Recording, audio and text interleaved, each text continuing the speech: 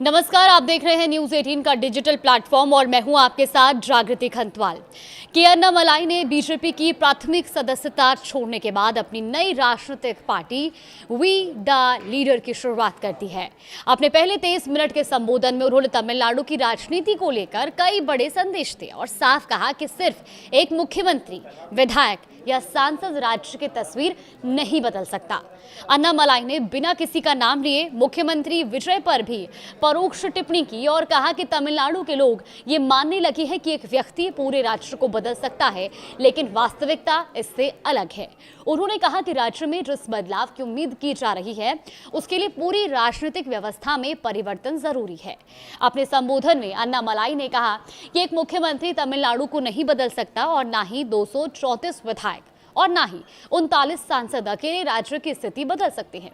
उनका ये बयान ऐसे समय में आया जब अभिनेता से राजनेता बने विजय मुख्यमंत्री पद की शपथ ले चुके हैं और उनकी पार्टी तमिलगा वेत्री कझकम विधानसभा चुनाव में सबसे बड़ी पार्टी बनकर उभरी है।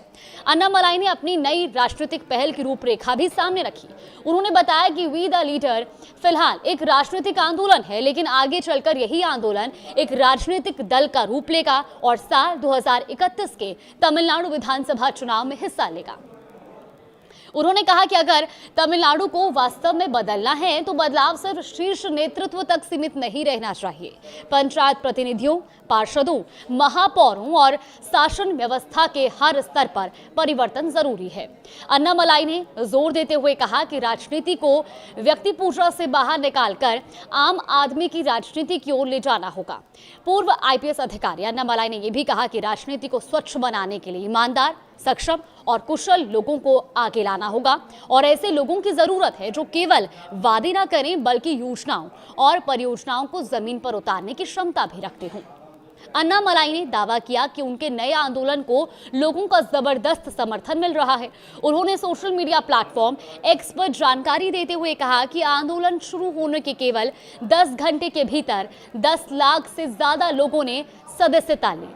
उन्होंने इसे साझा सोच और मिशन पर जनता के बढ़ते भरोसे का संकेत बताया और सभी समर्थकों का आभार भी व्यक्त किया। अपने आंदोलन की संरचना को लेकर भी अन्नामलाई ने कई महत्वपूर्ण बातें कही। उन्होंने बताया कि वी द लीडर किसी राजनीतिक दल के रूप में अभी काम नहीं करेगा, बल्कि कोयम्बटूर स्थित APJ Abdul Kalam centre for ethics and politics के तहत संचालित होगा और भविष्य में यही आंदोलन राजनीतिक पार्टी का रूप लेगा। अन्नामलाई ने कहा कि उनकी भावी पार्टी में स्पष्ट नियम लागू होंगे। उन्होंने ये भी कहा कि कोई स्थायी नेता नहीं होगा और कोई स्थायी विधायक भी नहीं होगा, कोई स्थायी सांसद नहीं होगा और कोई स्थायी मंत्री नहीं होगा। उनका मानना है कि राजनीति में नए लोगों के लिए लगातार अवसर बनते रहने चाहिए। उन्होंने तमिलनाडु की मौजूदा राजनीति को ठहराव का शिकार बताते हुए कहा कि राज्य को नई सोच और नई राजनीतिक संस्कृति की जरूरत है। अन्नामलाई के अनुसार उनका आंदोलन किसी एक व्यक्ति से बड़ा होगा और इसका उद्देश्य व्यवस्था में व्यापक बदलाव लाना है। बीजेपी और प्रधानमंत्री नरेंद्र मोदी को लेकर भी अन्नामलाई ने अपनी बात रखी। उन्होंने कहा कि वो प्रधानमंत्री नरेंद्र मोदी का सम्मान करते रहेंगे, लेकिन जरूरत पड़ने पर अपनी असहमति भी साहस के साथ जाहिर करेंगे।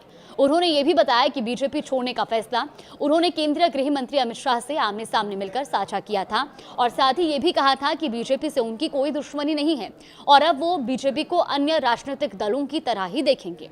अन्नामलाई ने यह भी कहा कि तमिलनाडु में एक नई राजनीतिक शक्ति के लिए पर्याप्त जगह मौजूद है और उन्होंने दोहराया कि यह आंदोलन व्यक्ति पूजा की राजनीति के खिलाफ होगा और सिद्धांतों पर कोई समझौता नहीं किया जाएगा।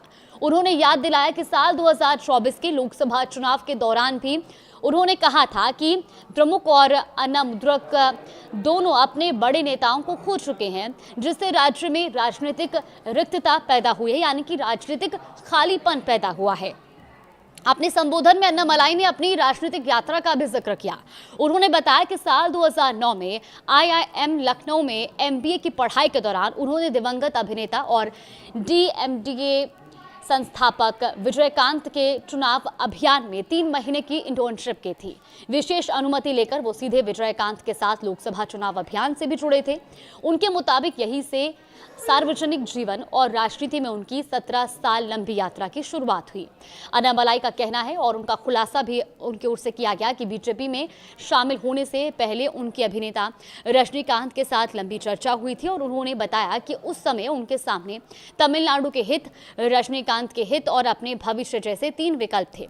कोविड-19 महामारी के दौरान उन्हें लगा कि रजनीकांत का राजनीति से दूर रहना बेहतर होगा और उन्होंने ये भी कहा कि बीजेपी के राष्ट्रीय महासचिव BL संतोष से किया गया वादा निभाने के लिए उन्होंने साल 2020 में बीजेपी ज्वाइन की थी।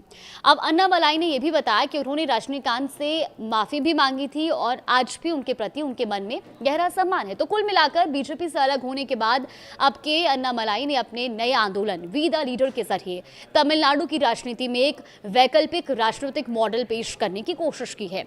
अब सबकी नजर इस बात पर होगी कि ये आंदोलन आने वाले सालों में किस तरह से आगे बढ़ता है और क्या वास्तव में 2031 के विधानसभा चुनाव तक नई राजनीतिक शक्ति के रूप में खुद को स्थापित कर पाता है। फिलहाल इस खबर पर आपका क्या मानना है, आपकी क्या राय है कि अन्नामलाई की नई पार्टी को लेकर? हमें अपने कमेंट्स में राय जरूर दीजिएगा।